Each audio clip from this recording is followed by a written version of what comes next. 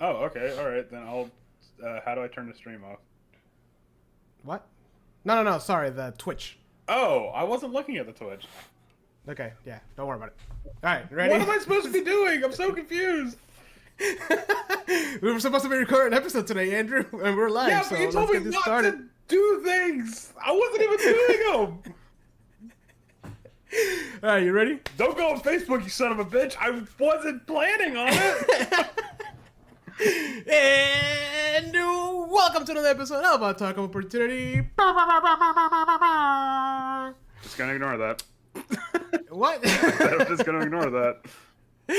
Welcome. This is a podcast all about all things nerdy, including board games, tabletop, books, video games, movies, and all the things that we like to talk about here.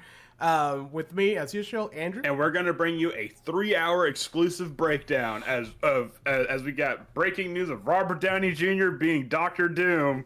Latest news. Very cool.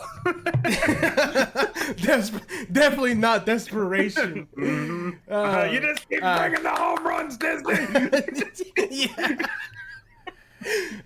But today we're talking about something that is near and dear to my heart, and because I was sick for the last week, it's gonna be a nice chill episode about Robert Downey Jr. coming back as.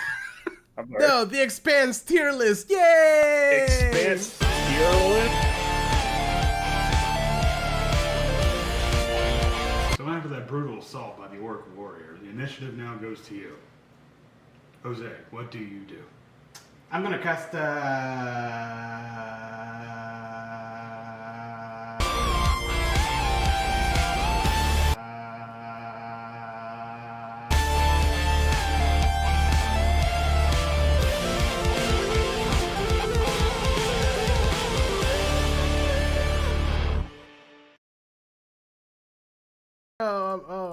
I'm not dying, not yet. Actually, I feel a lot better than last week. My screen just stopped sharing for some reason. 1 second.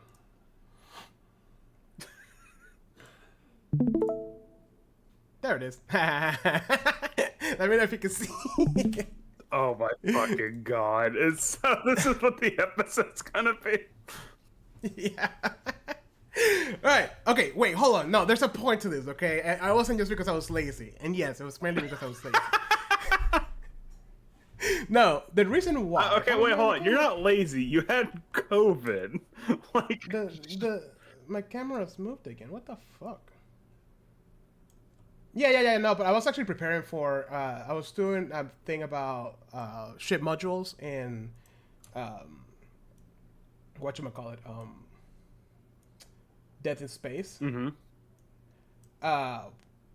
But as I was going through it, first of all, I wasn't feeling well, so I wasn't actually doing like actual notes on it.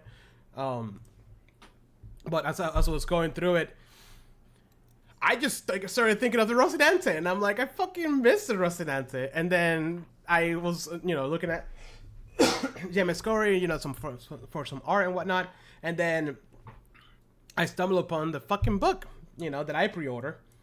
But here's the fun part about it. It was supposed to release in September. And on my Amazon list, I got a message saying that it's going to be here in August. What? So, yeah. So it's going to be here earlier. Oh, wow. Yeah, so I'm excited for that. It's not gonna be the book. It's gonna be like the manuscript. Yeah. Yeah, no, I guess I moved it forward. There's already some review copies out there. Most people love it. There was this one girl on whatchamacallit, YouTube that hated it. She was like, "Oh, this is too YA for me. I don't like it." I'm like, "Oh, okay." So I mean, the new book by James S.A. Corey, by the way, Andrew, and our listeners, in case you don't know, which I'm excited about, is called The Mercy of Gods. Mm-hmm. And I saw the announcement by accident fucking like a year ago now at this point. Maybe not. Maybe it was earlier this year. And it is supposed to be separate from the Expanse universe. And it's supposed to be a more intimate adventure. Okay. Where like apparently, I don't know a lot of the details. It has to do with colonization and humanity apparently an alien race colonized the humans, and then there is this one guy who is our hero, and they make friends and they go on adventures. But it's and kill all not. the aliens It's or not something. in the Expanse, right? It's not in the okay, Expanse. okay. Completely different. Supposedly. However, you can easily be like, oh, turns out this was in the Freehold system. Yeah. Like, I don't know. Yeah, and Holden's gonna show up to fuck everything up. No, I don't think so. But I think they could do some cool tie-backs, because if you remember the ending of the Expanse, the very, very end, was like thousands of years after the fact. Yes. And it was the only one that was alive was Amos. So like, Was it? Amos could show up. Was it thousands or was it like tens of thousands? It was like. I think it was like tenth of thousands. It was like a ridiculous Yeah, it amount was of time. like a crazy Belter is a dead language, and I'm like, what? Yeah. I'm sorry. yeah, exactly. So I don't know. Went down that rabbit hole, and we never done a tier list. And our YouTube channel algorithm tells you like ideas for your next video. And a tier list, for some reason, is always there. It's either that or a review. I'm like, okay, cool. Fair enough. Yeah. Okay, so after we're done with the Lancer mechs, we're gonna tier list all of the All mechs, the entire frames. thing. Everything. All 96. I'm kidding. There's not 96. So yeah, let's get started. Okay. All right. I think it could be fun. I think. Okay, so you're gonna have to give me some refreshers on certain things. Yeah. I actually wrote down like a little brief for Good, each book good, because okay. I Because- kind of forgot about some of them, so I had to do a little research. See, it wasn't just fucking around. Okay, I did research. Okay. Around. I'm just saying, if you wanted to take it easy this episode, I got it. Because move it. It's fine. We're all we're all on the same boat here. Don't worry about it. So. Frantically look at my notes from Death in Space, and it's like one paragraph. Sexy goblin question mark? Yeah. All right, Andrew. So, The Expanse, amazing series. We have a couple of videos about it. You guys should probably read it if you like sci-fi or space operas or both, or actually, if you just want a really good epic read. All these books are so amazing. I never read so much as when I was reading The Expanse. I feel The Expanse is a great intro for people that want to get into sci-fi but don't want like 27 pages of how like The ecosystem in Dune works. And or how like one certain part of a spaceship works or something like it's not diamond hard sci-fi. It's nice and squishy.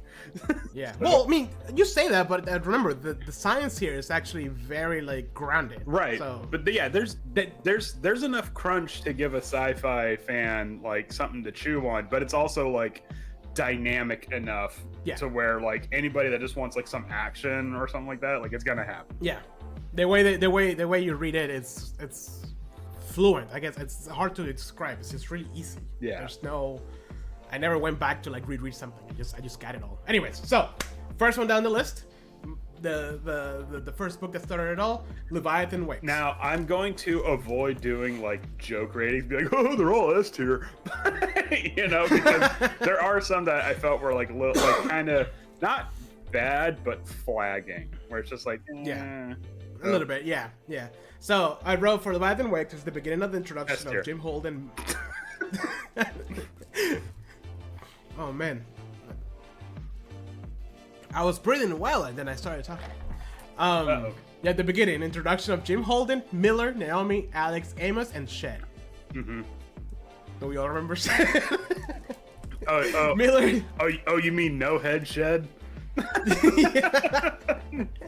Miller is looking for Juliet. There's some weird biomass things happening in certain places of space, and the space Martian ship attacked a ice freighter for some reason. Mm-hmm. Weird. And then Holden becomes face of the what is it called? Fuck. Not Resistance. No, it's not the Free Navy. That's later on. That's way later on. Whatever. The Resistance, and then I mean, he kind Miller's of just becomes like the face of instigation, because like no matter where he goes in this particular book, like things are happening, bad things are happening. Yeah, 100%. And And we had Detective Miller. The whole book is essentially detective noir for the most part of it, with a lot of with a lot of political intrigue. So, okay, where would we put this one, Andrew? So no jokes aside, like completely and totally serious, I would put this one in S tier, only because S tier, fucking fantastic intro, like hits the ground running with the Julia Mao, 100%, with the Julia 100%. Mao prologue. You introduce your characters, you immediately give them stakes, you know, and then you raise those stakes where like you have, and it's like, what's it? It's only by chance that the four of them are on this like little escape pod that's investigating the ship, and then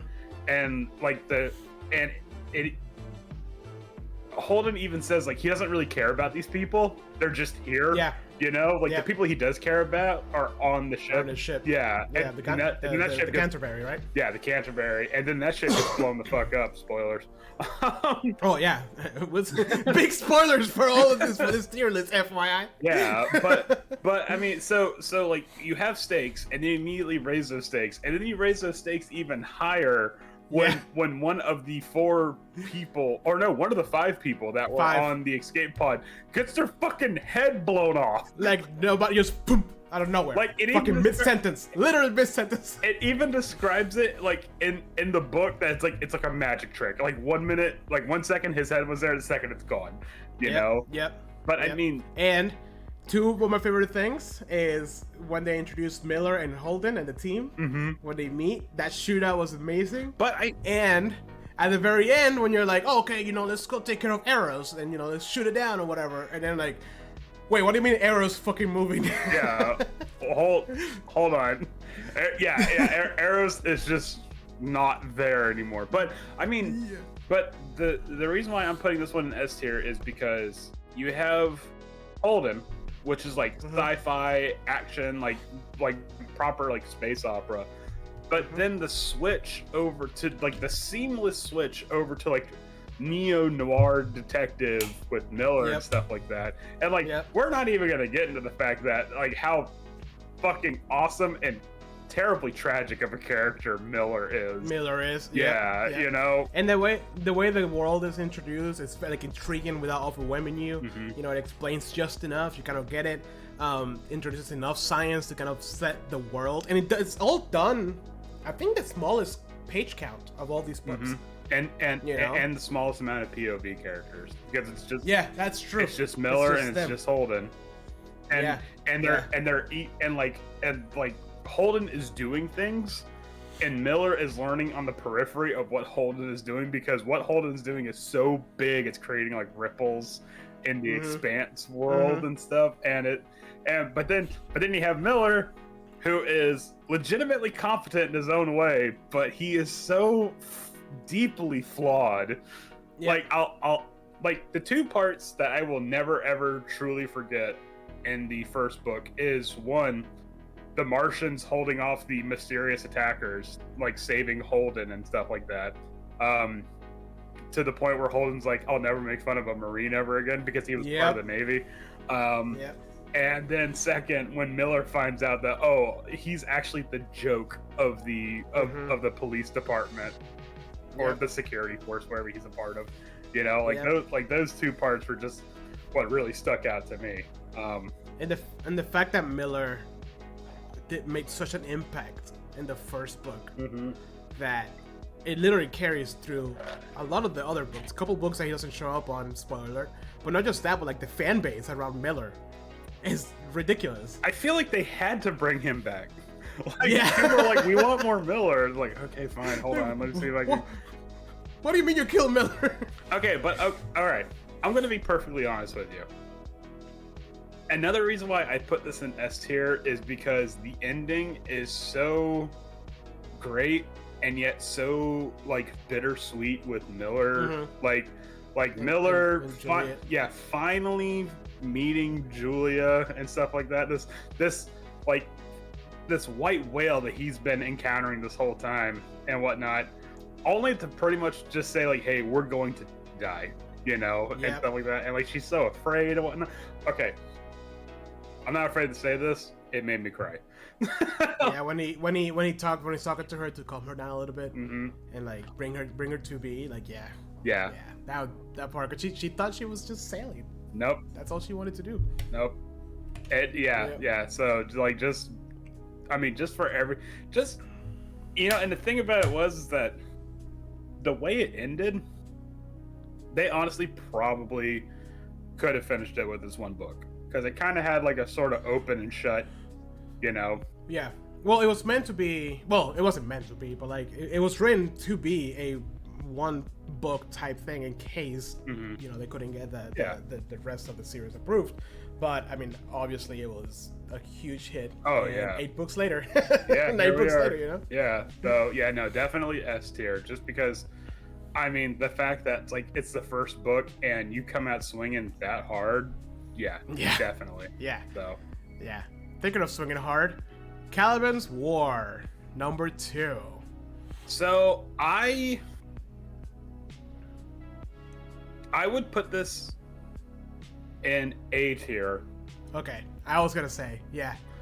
Not because I didn't like the characters in it. All the POV characters are great. I think it's a great way to show 3 different ways of how we have to handle, or how they handle PTSD and stuff like that. But this is kind of like, for me, this is where the plot armor started to get real obvious for certain characters. Well, yeah, I mean, I think that's true throughout all the books, honestly, especially later on. I'm putting this in A tier only because it seems to be a bridge book. You think so? A really good bridge book. Don't get me wrong. I mean, the introduction of Bobby. Okay, so my little synopsis here is Ganymede gets attacked. Gunnery Sergeant Roberta Draper, Bobby, gets introduced, which, fuck, I love her. The search for May, which was interesting, and it had its own twists and turns. Dr. Prax, which was annoying at first, but then eventually became badass. Mysterious Sparrow Soldier. Avasarala, another fucking lover. 2 extremely strong, amazing characters in the Expanse. And then at the very end, which is why I like this book a lot, is because when everything is coming down to an end, they find May, they deal with they find the kids that they were kidnapped from Ganymede. They're doing the reward show or whatever the fuck they're doing, I forgot at the very end. And then they get news that whatever was happening in Venus with the protomolecule, which by the way, the Eros, which was filled with protomolecule, crashed into Venus, was doing weird shit, just gets up and then shoots up into space. Yep. At that moment, this is why it's A tiered for me. At that moment, you were like, oh, we fucked up. There's bigger things going on, because it feels very big. It's the Martians versus Earth, and there's a lot of politics. Introduces you how the Martians think, how the Earthling thinks, the benefits to each, the whole shebang. The espionage in between, Avasarala trying to show Bobby and Martian as a trophy type stuff. The whole thing is happening, very intriguing, very amazing stuff. But then, the freaking protomolecule just kind of got up and fucked off into space. God knows why. I think for me that was I need to read the next book right away. That's why to me it's an A tier. I mean, Bobby Draper, crowd favorite from the word go, and it's and I really have to give credit to the author, because both of the authors are men, right? Yeah. And they don't. I really have to give them credit for not falling into what's the word I'm looking for? For kind of tropey behavior for women. Yeah. Well, not just women, but they could have very easily fell into the trap of having Bobby Draper be a stereotypical tough girl, blah blah blah. I grew up with a bunch of big brothers. That's how I know how to fight for some fucking reason. Yeah, every time. Yeah. But no, they didn't. She is just extremely competent at her job. To the point that when she is traumatized, she just goes back to her training, which is psychologically speaking, studies have shown that's what you do. That's the whole reason why you get drilled so hard, is so that way that's your new baseline now, and she just goes right back to her training, and then you have a Vasarala, which I think if it was written by any other authors, she would be grading, but she's not. She's actually like, even though she curses worse than me, which I didn't think that was possible. Even though she curses worse than me, she comes off as endearing and very genuine, and that's saying a lot when you're playing as a politician. Yep. So but the reason why I'm putting this below Leviathan Wakes is because, like I said, I feel like this is where we start getting like the plot armor stuff going on, because like there's a scene in particular where Holden and his crew are attacked and he sees Amos get shot in the back of the head, right? And I'm like, oh shit, well Amos is dead, well nice knowing you, man.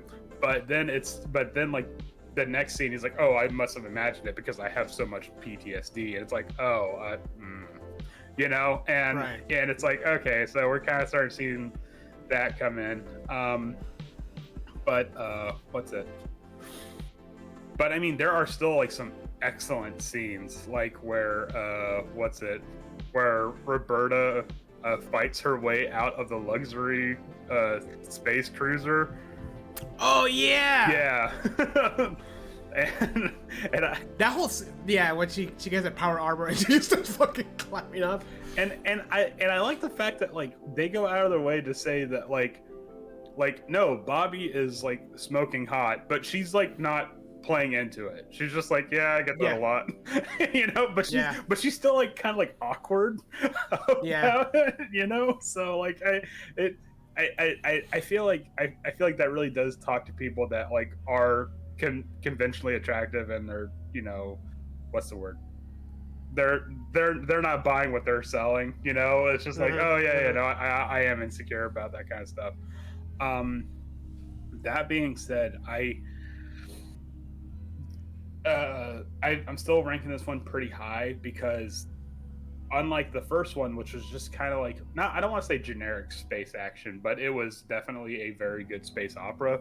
This one is trying its best to be a political thriller, and it's actually, it's to the point that I don't know if this is a discredit on my end, but I know that there were layers that were so layered to it that I kind of don't even remember this far out, like which ways the deceit went.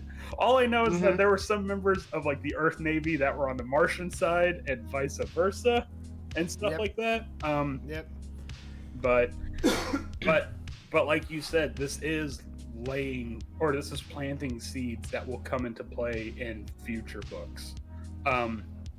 Question: is Duarte introduced in this book? No. Are you sure about that? Because maybe in passing. Because I think this was the one where they were talking about, oh, why is Mars missing ships and stuff like that, and then no. That's later on. Oh, okay. Yeah. So, but he might have been mentioned as a person. Yeah, because I do remember there was a scene. I forget which book exactly. But there was a scene where Alex has like a sort of blink and you miss it meeting with Duarte, where he's like, all right, from one old Martian Navy officer to another, like what exactly is going on here? And he gives a whole like, oh, well, I can't really give any answers at this time. It's classified or blah, blah, blah, blah, blah, No.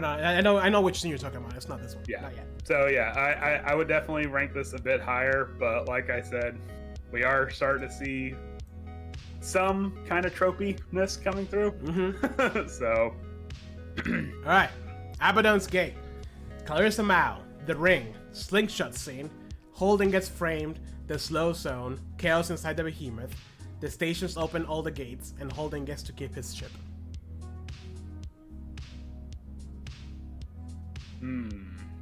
That's actually a really good one.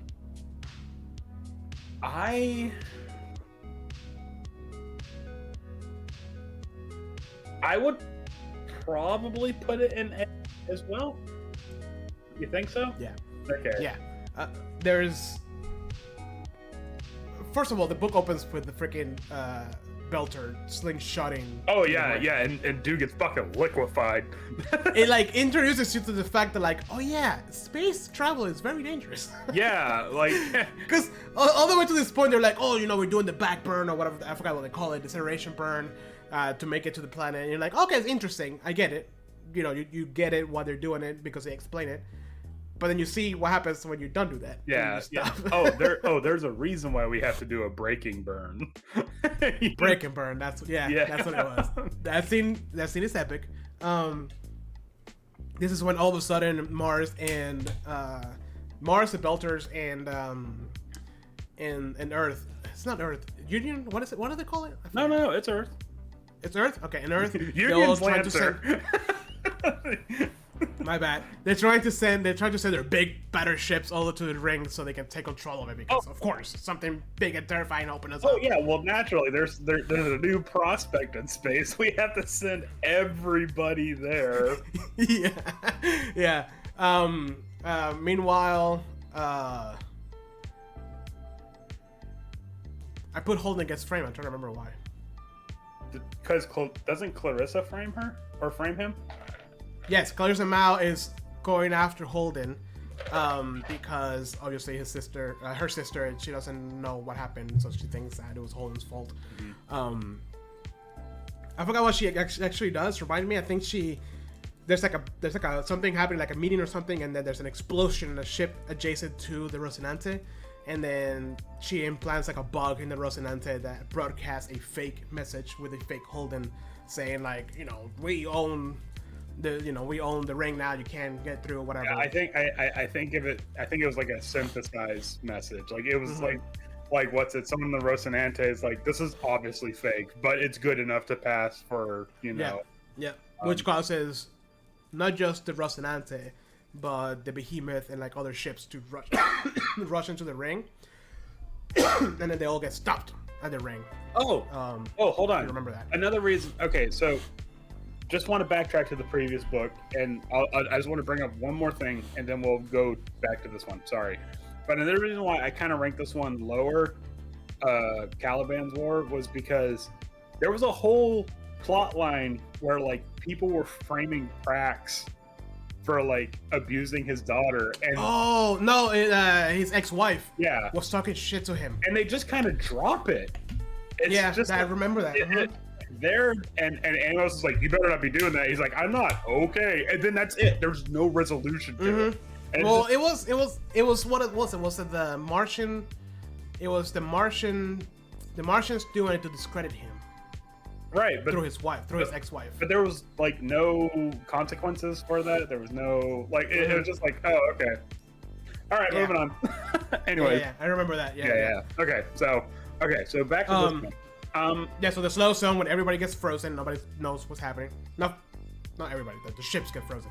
Okay, so Clarissa Mao, excellent POV character. I like the fact that because the whole time you're like, no, you're not. That's not what happened. Well, no, it's not. It's not even that. But besides the yelling at the Jeopardy people, aspect of it, it's the fact that this is someone who she's a daddy's girl. Mm-hmm. and she's like, I don't care if my father was literally the most evil man that has existed in the past 100 years. Like I have to make my, I got to make daddy proud. But also on top of that, she's like, I am evil. I am super evil. Check out all this evil stuff I can do. And then she's haunted by killing one person, and I mean, don't get me wrong.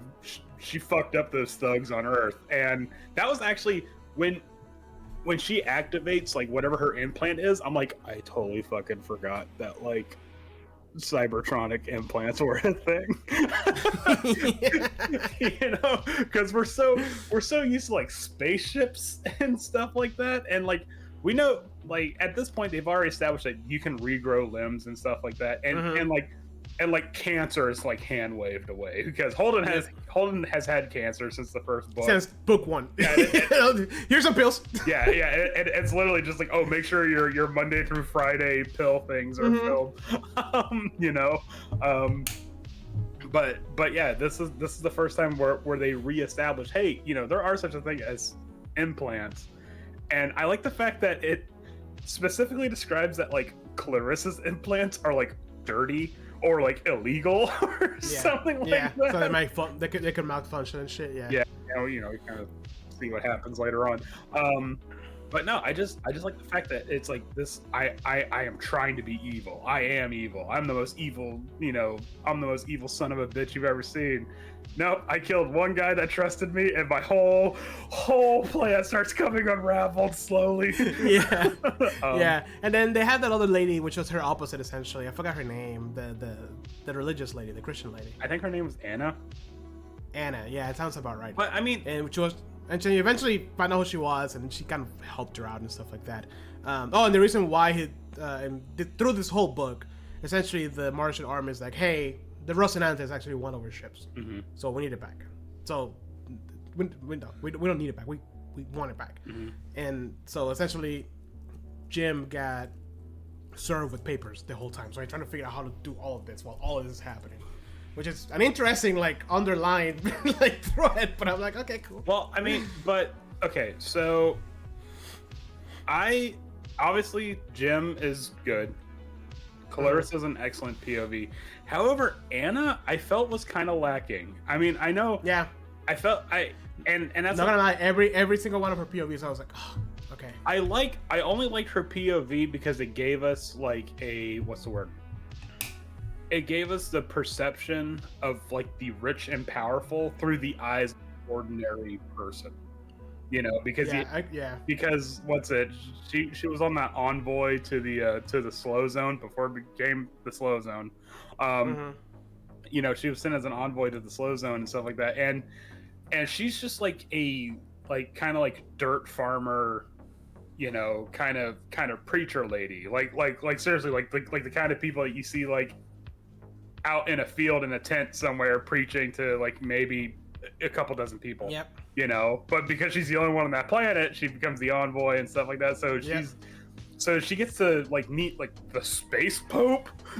Yep. And stuff like that. And and so like, and then let's not forget about all that is great, but the big climax part of this whole book is when all of a sudden, I think they shoot a laser to the center of the station inside of the Nufflight, the Dead Sun or whatever, and all the ships just shift out of nowhere, boom. Which well, no. In Star Trek, they don't shift. It makes it like, okay, we are stopping, and so everything breaks like immediately, from 60 to 0. Oh, and it was a barrel. That's what it was. Yeah. Right? The generational ship, and then it just stopped, and everything just the chaos that was described in that book. I'm like, oh god, that is horrifying. Yeah, it went from like, oh, we're just a normal like kind of like envoy to this is what this is. This is a horror movie. Yeah, it pretty much turned into a horror movie at that point. I mean, because like I vividly remember there was a part where Anna was talking to a poet in like a previous scene, and then she comes across him after like the kind of like the weird not quite crash, and like his bottom half is like pretty much fucking liquefied after it got slammed by a door and stuff like that. And it's just like, yeah, and then introduce the fact that like without gravity you can't operate. You can't render emergency services. No. And it's like, oh right, we need blood in our system. I get it. Yep. Yeah. Things that we take for granted because of gravity, But for sure. And then the big thing with this one in this book is after the end of it, all the rings inside of this ring space open up. And this is when the Expanse becomes the Expanse. Yep. This is when it genuinely opens up. Okay. All right. See y'all at Burr. Fucking S tier, baby. Yeah. I should have been S tier. Only because we got fucking space westerns up in this bitch. First note, westerns in space. Fuck the blind spot. That's it. That's my review. Standoff in space, massive explosion, refugee in the ruins, toxic worms, murder or how do you pronounce his name? Murtry? Murtry? Murtry? Yeah. one way crush between LV and Holden. Okay, so what I liked about Cibola Burns is that it kind of reins it back in a little bit. Because like the last 2 books were gigantic in terms of scale, but this one's like, no, this is happening on one planet. I know it's still huge. Yeah, not even a big planet. Like it was. I'm sorry, not even the whole planet. Just literally like a colony. Yeah, but what's it? We're bringing back characters. One of the POV characters was like barely mentioned in the second book, and he gets his own POV in this one, and I like that because it was like a blinking you miss it, character from the second book, and now he gets his own thing that just based on that one little nugget of information that we get from Caliban's war, like he becomes, he grows from that. What's it? Obviously, we get the James Holden POV, but I like that. What? I also like one of the. I think for some reason, even though he's like one of the smallest one, he's one of my favorite antagonists from this. Who? Mercury? From this series, Mercury. Yeah, because he's just a piece of shit. Through and through. Like he is just a unrepentant piece of shit that is taking his job way too fucking seriously. Yeah, he's like that security guard who has a little too much power. Yeah. Literally that. And like, and what's it? Okay, so what I really like about it is that this is supposed to be a normal run-of-the-mill, quote-unquote run-of-the-mill, because this is still fairly new. Like, okay, we're just gonna send out a survey team to make sure everything's going okay, and it's like wrong place, wrong time, everything is fucked. But the thing I really like about it, okay, we talk shit about Mercury because he is a piece of shit. Okay, so they were building up that, the Belter named Coop was gonna be the big bad. Right? Yeah. He's like, I'm the one that made the landing pad explosion and whatnot. Because it starts with him, doesn't he? Like with the kinda. It's Coop and oh god, what's his name? Boss or Boss? Yeah. And like Coop like bullies Boss into making the explosives and whatnot. So and then Mercury's team lands, and immediately like Coop like kind of like doesn't like stand off with him, but like starts like squaring up and whatnot. And Mercury's going with this. Yeah, and Mercury's like, oh, so I take it you're the leader of this gang? And Coop's like, yep, okay, cool. Boom! And just boom! blows his head off right then and there. And Mercury's like, all right, we're done here. Martial law, everybody. Yeah. And I'm like, I don't like Mercury, but that was a good fucking call. Yeah, 100%. Yeah, because like, I mean, to be fair, in the beginning, you're trying to sympathize with him. You're like, okay, he's a little abrasive, but like, all right, I get it, right? Like, and then like a quarter of the way through, you're like, okay, fuck this dude all the way through. Like, what the hell? But I mean, don't get me wrong. It was 2 bads, but the fact that he took out Coop early, like he did the rest of the story a favor, because Coop just wanted chaos. Like 100%. Yep. So the big threat of this one is Miller's showing up to Holden in his mind. He's hunting something down as a power molecule, and then they find a blind spot. That's it. So on this planet, there's a blind spot that he cannot see. And what they find out is that the blind spot is a leftover piece of whatever killed the protomolecule builders. Oh, so, really interesting. But like another thing that I like about it is how it's just like circumstantial stuff keeps like small circumstantial stuff has impacts later in the story. And it's like, what's it? Holden's trying to decide like, okay, who's going to come to the surface with me and stuff like that. And Naomi's like, oh, well, maybe I should go because blah, blah, blah. And he's like, no, it's just going to be a general survey. I'm just going to bring Amos with me just for like security reasons.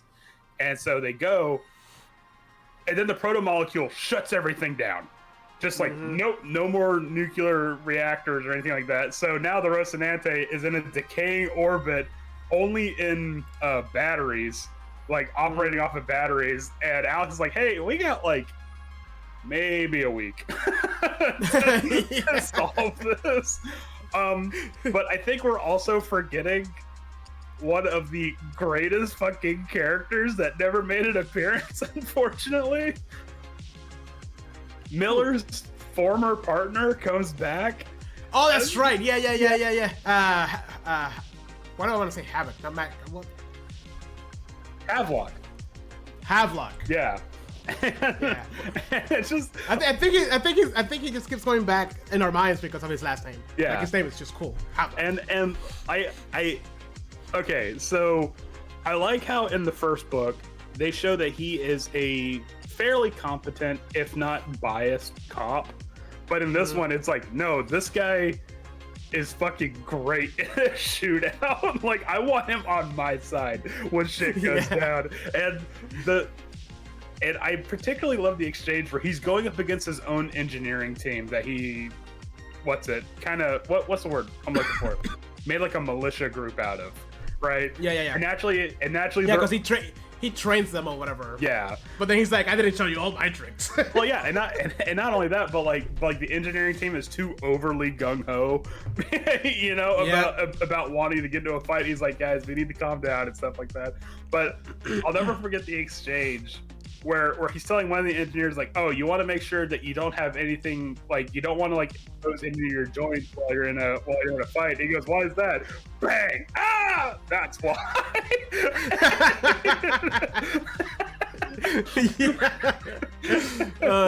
Yeah. I just love the fact that like this team of engineers thinks, oh, it's just one man, we can take him, and he's like, you don't understand, I'm not trapped in here with you, you're trapped in here with me.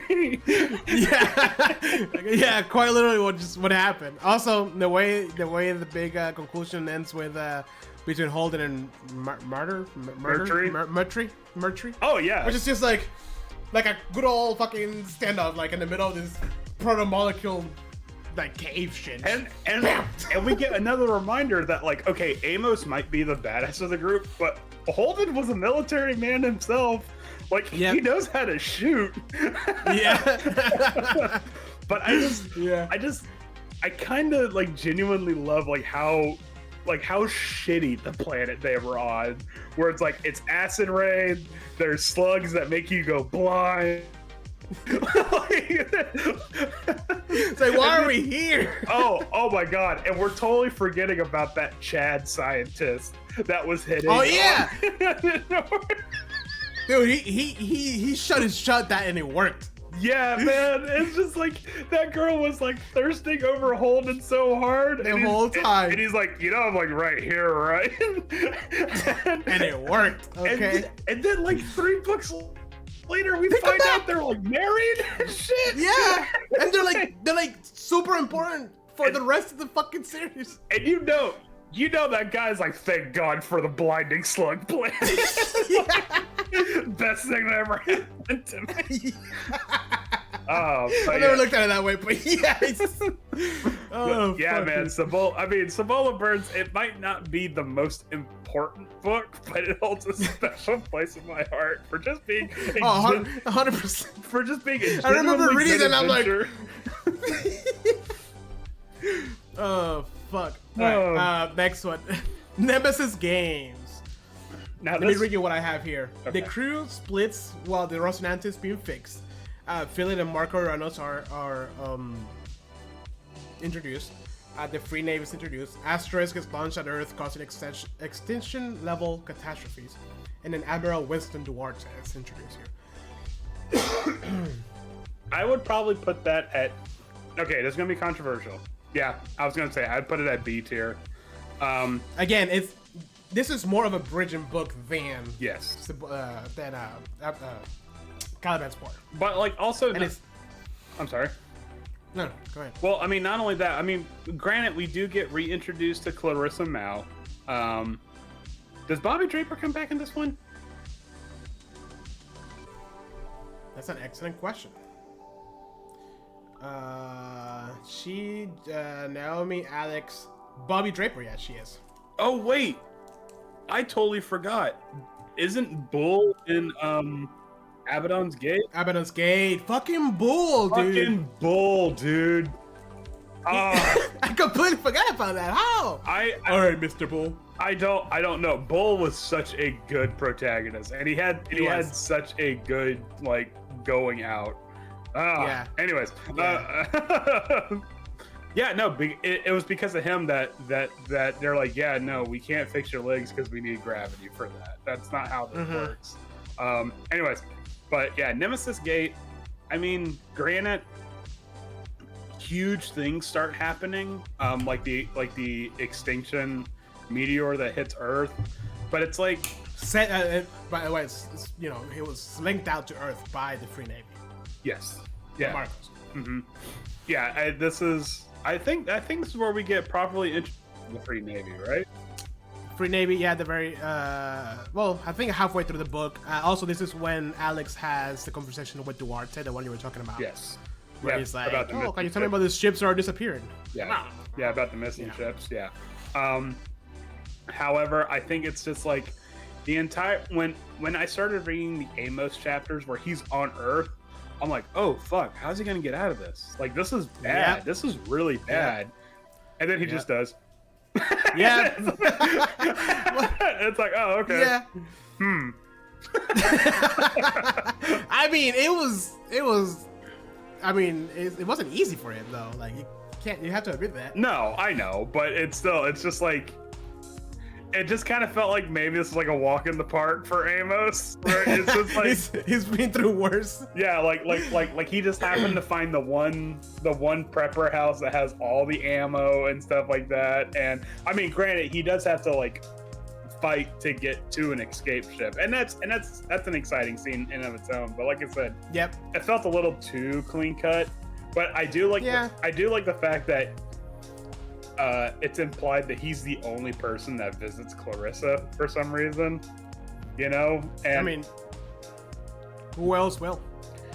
That's very true, but it's so we are like planting some seeds to kind of get a better idea of what the mystery of Amos is, because we never really do find out why he acts the way he does. He's just a weird guy that has his own like kind of agenda, you know. We're bringing Clarissa back, which is always good. Yep. Yeah, she becomes at first reluctant by Holden, but she becomes a member of the crew. Now, is this pretty cool? Is this the one where she's actually on the Rocinante? No. At the very end, she gets to the Rocinante. Okay. Yeah, because the scene. Okay, so the scene. Yeah, I love. Sorry. So I was saying, a lot of things happen here where like literally everybody just meets up at the very end. Yeah. Like it's kind of like, oh hey guys, because everybody's dealing with their own thing. Naomi's dealing with her past of being like a very violent member of the. Oh, is this where we get the lowdown on what Naomi did? Yes, but what is the name of the group? What do you mean? No, the Belters. The name of the rebel group. I thought it was just the Free Navy. No, Free Navy's later on. Ugh. But yeah, no, this is where we find out that like, oh, Naomi's backstory is incredibly fucked. Yeah. And isn't this where we're introduced to Philip? Yep, Philip and Marcos. Yeah, because I thought that was a very effective prologue chapter where you have Philip leading the raid on the Martians, and then at the end, it's like, oh yeah, it was his 14th birthday, by the way. Hello, child soldier Philip. Yeah, and what I love about this one is that Marcos is portrayed as a great general. This is, and like it seems like it in this book specifically. Oh my god, he's like 10 steps ahead. Oh yeah, well yeah, and then later on you find that it's all a bunch of fucking fluff, you know. Yeah. Like, he's got the charisma for it, but he ain't got the talent, the brains. Up. Yeah. All right, so Babylon's Ashes. Free Navy takes control of the station. Marco's plan starts falling apart. Machiopat is here, and she betrays Marco. Fred dies. Rip. Disappearing ship's mystery solved. And Marco's fleet gets blipped. Okay, so I would actually probably put. I might put that at D as well. I was thinking A. Think so? Because this is the one that has. What is it? The one that has the? Yes, this is the one that has that badass fucking spaceship battle, like an actual like perspective like battle, and fucking Holden outmaneuvers everybody. Well, Holden, Alex outmaneuvers everybody. Yeah. Holden's just calling the shots. Alex is the one putting in the fucking groundwork. yeah, and then this is when you're trying to realize that, like, oh shit, the Martians are not as united as we thought they were. Mm-hmm. And then this is when we find out that Duarte has taken a bunch of their ships out and into the ring space. However, some of them were blipping out. I don't know if you remember that detail. Yeah, it was I think it opens with them trying to figure out why certain ships aren't making it past the gate, and they're just disappearing. Yep. The only reason why I would personally rank it a little bit lower is because I feel like I genuinely like the fact where you have what's the guy Anderson going around vouching for Holden, right? And he's like working against Marcos, vouching for Holden and stuff like that, doing his politic thing. I thought that was the chapter where he is giving each member a different story based on how he thinks they would want to hear it. You know, where it's like, oh no, Holden's a great man. Trust me, he's got cards that we haven't even seen yet. Versus, no, trust me, I know Holden's flying by the seat of his pants, but right now he's the best chance that we got. Like, you know, like we see like a genuine like politicking kind of thing going on here. However, and while the space battle was interesting, I do like the fact that they were using the railgun as a, what's the word I'm looking for? As a distraction against the PDC cloud that they laid, you know? Yep. I like that. However, I felt like the whole Free Navy thing got tied up a little too cleanly, you know? Yeah. I mean, I like the fact that they used the gate, the blipping gate thing as a means to stop it, but like I said, I felt like it was just a little too, like I said, a little too clean. I did have it ended very abruptly. It's just like, okay, that's it. We're good. Yeah, well, I mean, to be fair, like right before that's when we get the whole like, oh, Duarte is the one that was raising the Free Navy to distract them from the real evil. Like, yeah, you know. Yeah. So the Free Navy was just a distraction. This was all a smoke screen to get you to look at one way while the Martian fleet, you know, goes and just completely fucks off and stuff like that. Right. And do you want to rock paper scissors see if it goes in A or B? No, you can leave it on A. It's fine. I was like on A, B, but you know, you can just leave it on A. I do like, however, the very ominous, like, oh yeah, we tried to follow the Martian fleet into the gate, and all that's left is like a repeating signal saying, "Do not follow us." You know, it's just like, okay. Yeah. There's a Martian Navy on the other side of this gate. Maybe we should listen to what they're saying. I also do like the fact that we get POV of Philip, how he starts off as this extremely violent, angry kid that just shoots a guy because he's pretty much bored, you know? Yep. And then we see him kind of degenerate from that and start to realize that, like, you know, like you can kind of start seeing the Naomi influence starting to get to him a bit, to the point. Yeah, because she gets him a ship, right? When she thought that she was getting him over to her side. Mm-hmm. Yeah, and then it's to the point where like he just leaves the Free Navy just altogether. Just puts his gun in a recycler and just leaves. And it's to the point, I know you didn't read the short stories, but he comes back. Okay. Yeah, Phillips comes back, and he doesn't call himself Philip Marcos. He calls himself Philip Nagata. So yeah, nice. Yeah, so he like completely flipped. And you can kind of see, like, in that short story, which you should really read, you can kind of see like how he still hasn't quite shaken the shadow that his father has casted over him, you know? So like Philip is a genuinely good character. Maybe I should go back and jump into all those short stories. Yeah. Oh yeah, no, you really should. There's one that's so good, I'm genuinely disappointed they didn't make it to a full novel. Anyways, but really? Yes. There's one that's like, this could have been a whole ass novel. Alright, so Persepolis Rising. Time skip 28 years later, Duarte's immortal now.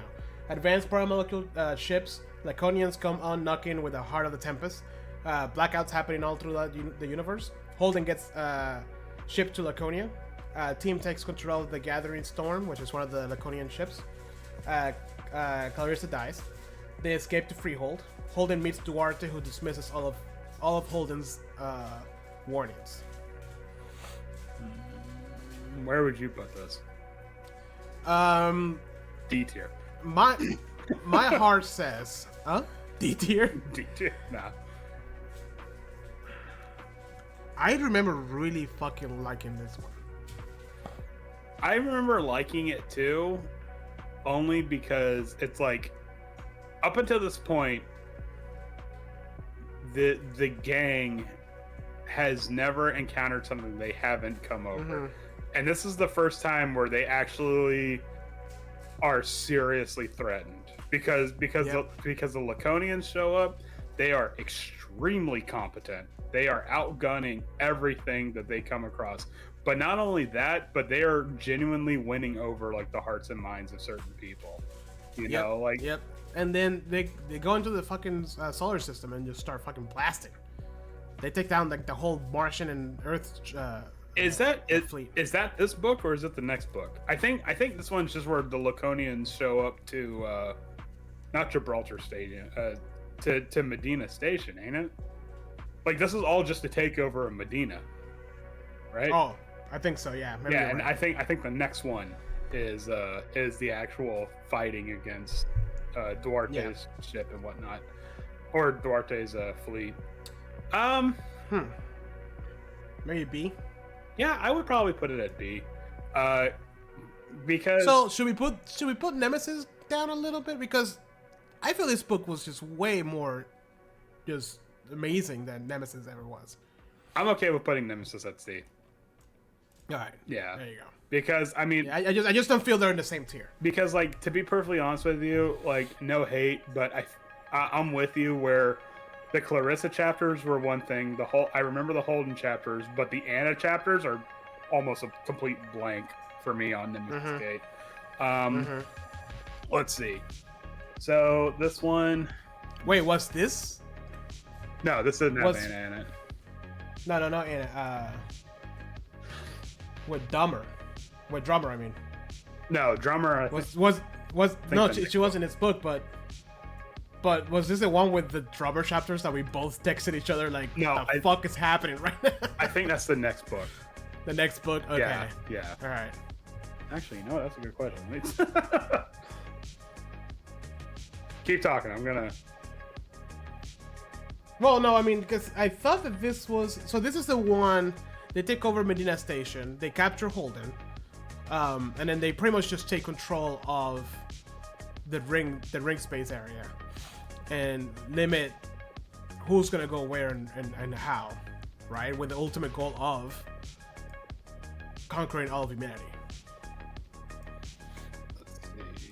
Drummer is... Persepolis Rising? So this is what we're talking about. Yeah. And then there's the moments where everybody just blacks out, or there's actually like time skip, like minutes. Mm-hmm. And through it, there was the drummer. There was like the drummer chapters that, fuck, bro, like she was just questioning everything, and then in the very end, it has a bit of a payoff. But like the whole time I'm reading her chapters, I'm just like, oh, fuck this. Hold on. Because the Tempest crosses the asteroid belt. The entire combined fleet mounts a final stand against it, using atomic weapons that will destroy any other ship. The Tempest somehow survives the attack. Although Drummer surrenders. The government of Earth and Mars quickly follow. They colonial. Yep. So all right, never mind. They take control of the solar system as well. Swap Nemesis Gate and Persepolis Rising. I see what you're saying. Yeah. Yeah, you're right. They're not in the same ranking, but not in the way we originally understood. Because, I mean, I swear to God, those Drummer chapters were like, okay, stop talking about the fucking cities. Like, stop talking about the city stations. Every fucking chapter was her talking about city stations. Like, I swear to fucking Christ, you need to work on some new material. The action was great. Like, it was really good throughout, I think. But like that, you're right. The drummer chapters to me, bro, I was just like fucking pulling teeth. I'm like, I just skip through it. Bro. Yeah, like the drummer chapters were not nearly as interesting as they should have been. You know, and it's sad because like drummer is the perspective of someone from the Soul system encountering the one Laconian ship they sent. an entire like unified fleet against one ship, and that should have been interesting, but the fact is that we get that little nugget of interest versus all this fluff of nothingness. It's just no, I'm sorry. I mean, we even discussed it. Like, if you had the drummer chapters just excised completely, would anything be lost? You know, I don't think so. No, that could have been probably one chapter. Yeah, honestly. So, yeah, I don't know. That was weird. Maybe on a second read, I'll be able to appreciate it. I don't know. It was. I just remember being fucking a slog. I don't know. I just feel like drummer just in general is just not an interesting character. You know, like she's like she's very militant, uptight, you know, like stiff back and stuff like that. And it's just like, I don't know. It's just not an interesting character. You know, we get a much more interesting perspective from Michio Pa, which I feel like is the cooler drummer. Yeah, you know? Pretty much. I mean, that's kind of what they did in the show. They fused them both. Yeah, and nothing of value was lost that day. No, not really. All right, Tiamat's Wrath. Avasarala passes away. It really opens with her funeral. Yes. Holden is a guest, quote unquote, in Laconia. Big diamonds in dead systems. Doesn't this... Naomi is leading the resistance. Timothy in the mountains. Who's Timothy? Ooh, the ring space gets attacked. Duarte becomes catatonic. Amos is killed, ? Bobby dies. Duarte kills Cortazar. Amos is back. Humanity is fucked. I would solid A tier for me. Yeah, 100%. Yeah, 100% solid A tier. And I like the fact that doesn't it open with Avasarala's funeral on Laconia? Oh, Laconia, yeah. She was buried in Laconia. Yeah, and Holden's like, this is fucked. Yeah, like, super fucked up. There were so many good things about this book to me, like everything from just seeing the Laconian perspective and like how they became what they became. Can I confess something? What? I didn't put it together that Timothy was Amos for me neither. a good long me neither. while. No, me neither. Because the only reason you would know Timothy is his name, really, is if you read the short story. But if you didn't read the short story, like I read it after the fact. The very questionable short story with Amos. Yeah. Oh man, that explains a lot of how he acts. Yeah. But that's the only reason why I knew it was Timothy. But like when I was reading it, I was like, "What the fuck is this guy?" Like, oh, and then later on, it's like, "Oh, okay." I like the fact that we get Teresa's perspective on how she lives as like a natural Laconian, and apparently has the only dog on Laconia. Yeah. Well, apparently it was really expensive to get it there. Yeah. But wait, hold on. Fuck. You know who we forgot about? In the previous book, the Laconian commander that was trying to take over Medina Station, and he like keeps bungling it up. What an excellent fucking character he was. Like, fuck, what was his name? I want to say it began with an S. I could be wrong though.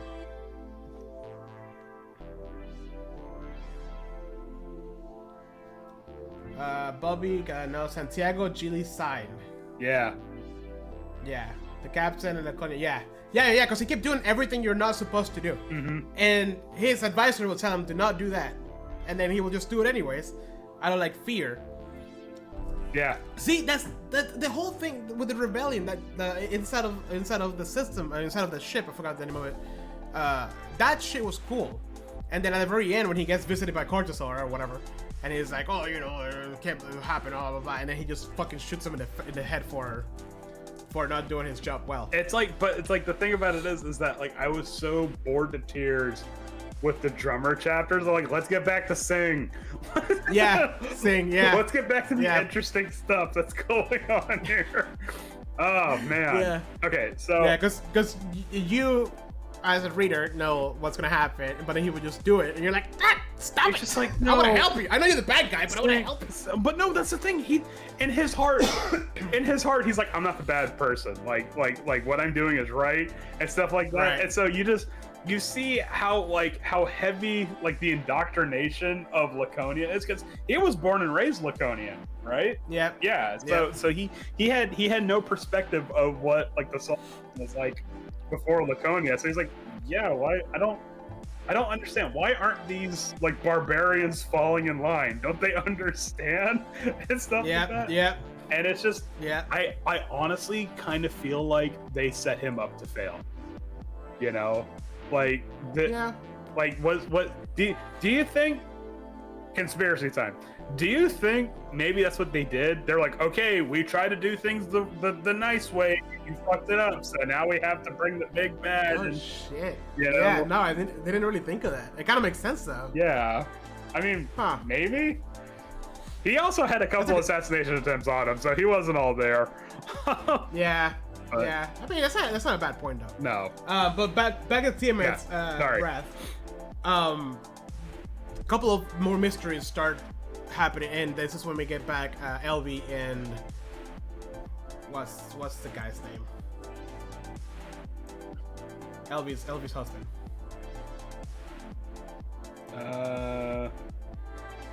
Whatever. Elvi and Elvi's husband from all the way back from Elvi's husband. All the way back from Cibola Burns, and they're with the Laconians on a research ship going onto all these dead systems. Fayez. That her husband's name is Fayez. All these dead systems who there's literally no life at all in the systems. Mm-hmm. They're trying to figure out why. And in some of them, they find these big old fucking diamonds. And what do? They probe it with a fucking protomolecule. Oh yeah, and it's like, oh, that was a bad idea. Yeah, and they do it like 3 times, like big catastrophic, like blink, and people lose consciousness for like a while. So I thought for me that was very interesting, like just how like, oh, why are there dead systems? And then they slowly start figuring out who or what the protomolecule was, and then what happened to them. I think there was a moment where like, oh, there's something bigger that took down the protomolecule. And that's when things got really bad, because it's like, oh, you weren't supposed to look there. But, pretty much. Because essentially the they call it the dark gods or whatever. Yeah. In the but it's like essentially they just probe one of the diamonds, and the dark gods were just like, oh, everything in the universe is dead, so we don't have to worry about anything. Like, wait a minute. Yeah, hold the fucking phone. But I like the chapter where they go into the system that is completely devoid of matter except for the sun, and they're like, oh yeah, this sun is on the tipping scale of collapsing or exploding or something like that, and we might have tipped that scale. We might need to get the fuck out of here.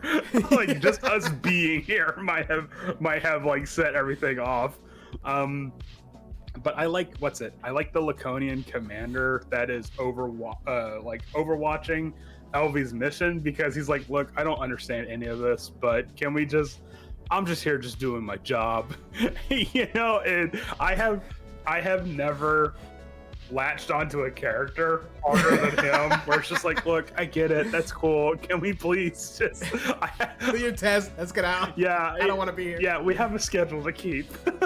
Yeah. But I like it because it shows it, like, he's Laconian, so he's kind of a hard ass, but he's also not completely without sympathy. Like he does make allowances for Elvi and stuff like that. He's like, okay, well, let me see if I can pull some strings for you and stuff like that. You know, it shows like not all, you know, like Duarte might be an evil man, but he does not employ evil people. Like, you know, it's just like there are shades of gray within the Laconian Navy. I also like the fact that we get introduced to oxygenated like liquid. Like instead of a crash couch, they're in a ship that's so fast that like not even a crash couch will help them. But what were we gonna say? I like. Well, I was gonna say one of my favorite, like it always sticks with me, is when Duarte goes catatonic for like half the book.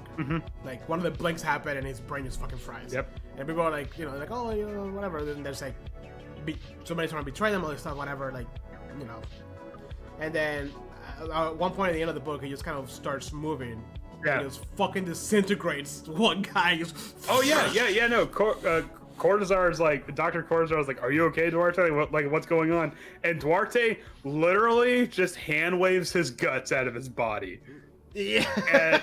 And I think, doesn't Duarte like fart at the end of that chapter?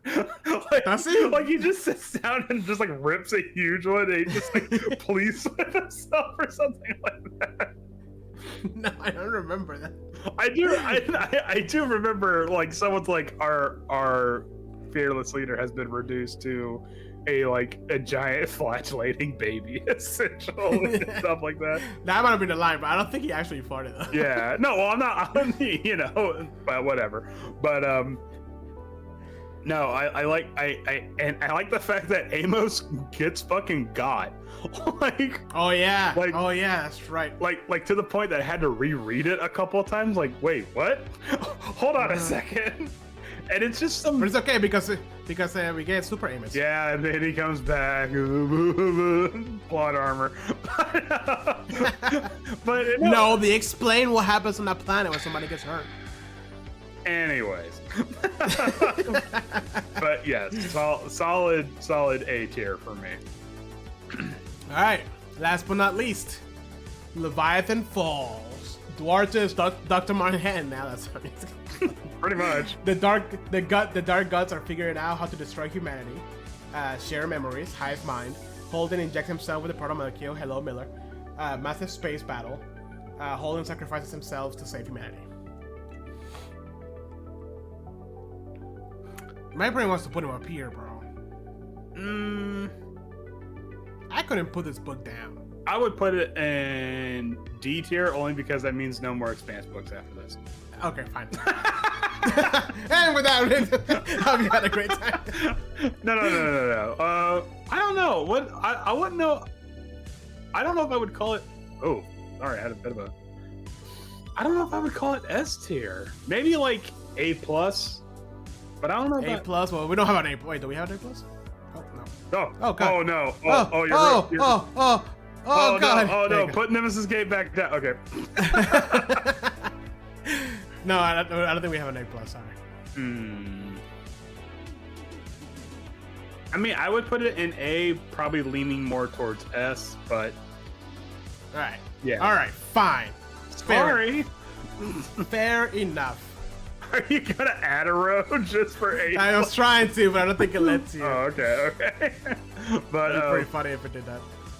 But okay, so I found that the beginning prologue with Duarte extremely interesting, and how he essentially, it's like, like we think that like Duarte has been rendered like what's it, brainless or something like that. Like no, he just got access to the debug menu.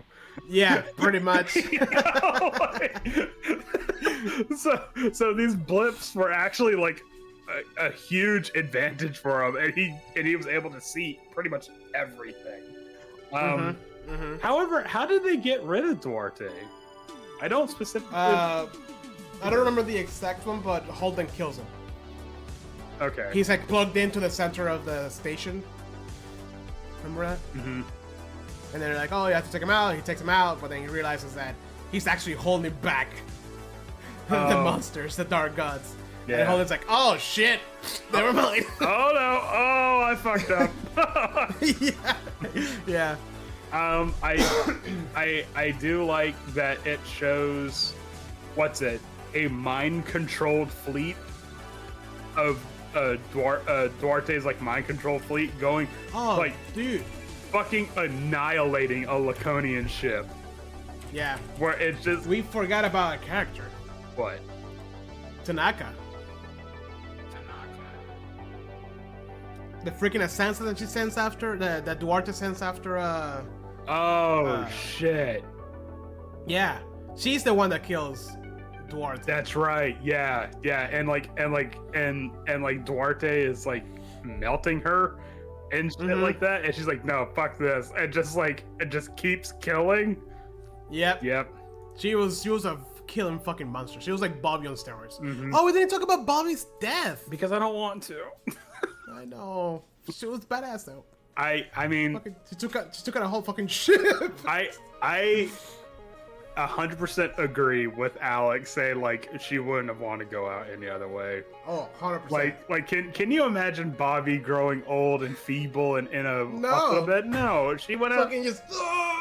Yeah, she literally like shut herself. She into went a out ship. launching a fucking torpedo. A nuclear torpedo towards a Laconian ship. Like, there's no better way to go. Like, seriously, you know? Like, for a warrior.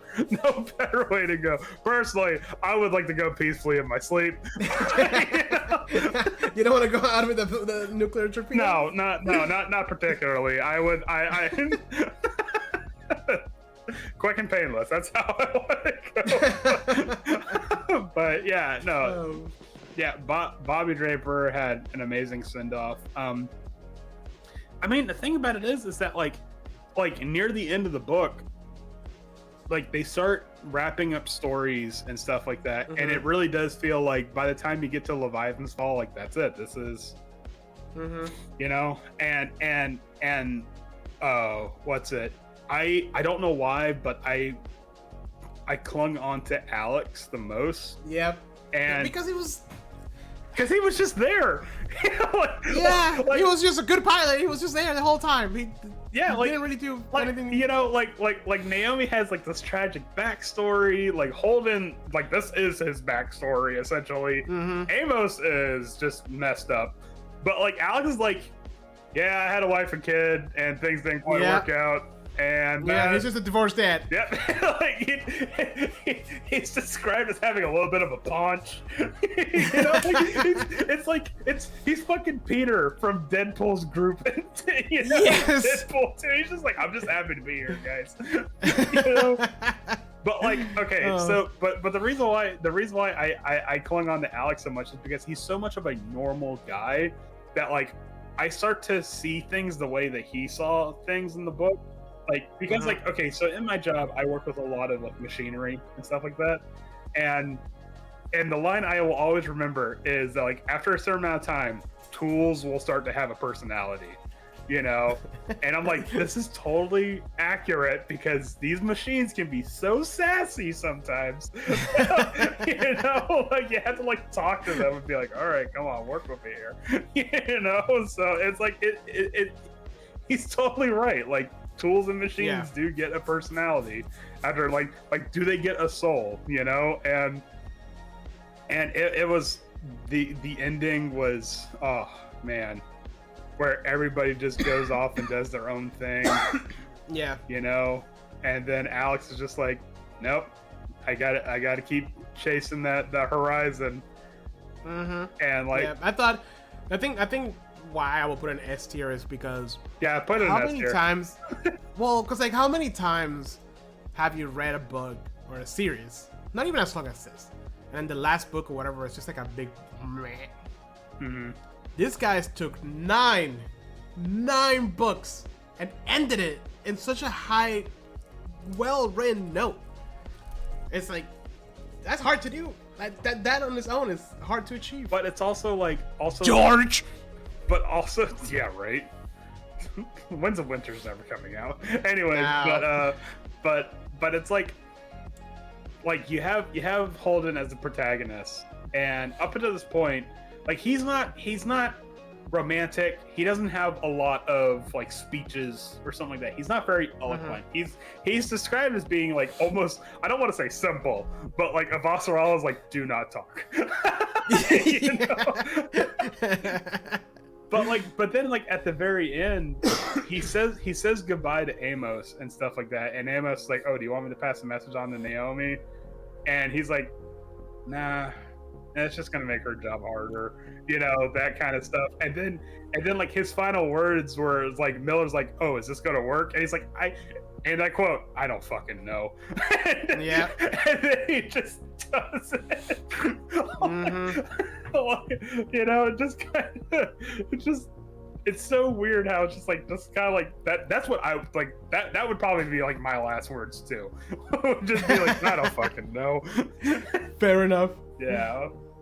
All right, that's our tier list right there. Do you want to compare with the community? Yes. Yeah, let me save this one. Persepolis Rising S tier. They were wrong. Tell the jury they were wrong. Community. Persepolis Rising S tier. Are you fucking kidding me? Calvin's War, TMS Wrath, Leviathan. Cibola Burns D? Wrong, Fuck off. Wrong. These people are wrong. Wrong. Nemesis on C? Yeah, okay, I can see that. Unbelievable. The Expanse books, nice. Yeah, so this is the top one, I guess. Wrong. These people are wrong. They're all wrong. All of them Putting wrong. Cibola- Oh, okay, see? You know, Persepolis and then B. Okay. Persepolis is S? Look at this guy. No B tier? That's a... What do we have? Leviathan Fall on C? Cibola Burns on D? You guys are all wrong. Wrong. It's so amazing how wrong these people are. How factually wrong. We have just spent the past 1 hour and 20 minutes with facts. Proven Facts. that we have Proven best, facts. Proven facts that we have the best tier list. Okay. Our tier list is the tier list to compare all tier lists to. If you genuinely think Drummer's an interesting character, I'm very sorry for it. Oh man. Let me go back to our tier list if it's still there. Yeah, okay, cool. Sweet. All right. Wrong. Look, it was a fun episode. I told you. Wait, what? Andrew, do you have anything? Anything? Session highlights or news or anything? You want to talk about? I think this just goes to show what we put down as important was not like does this have like lasting consequences, but man, wasn't it fucking cool when Havelock had that shootout with the engine? Like, yeah, okay, you know what, we're people. Yeah. Miller's hat, top tier. That's it. Oh yeah, hey man, doors and corners. That's you know. See, it's still in your head. Yeah, doors and corners, man. No, but, session highlights, no.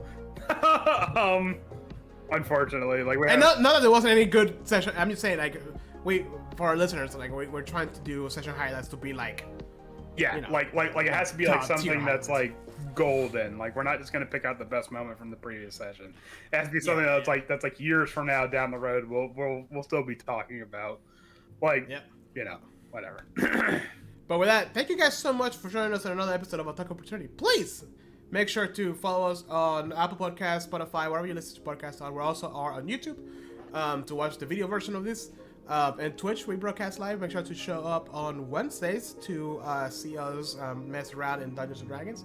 But with that, you guys have a wonderful rest of your day, rest of your week, and as always, keep on gaming. See you all next 2 weeks. Bye. Bye. Persepolis Rising is S tier. What the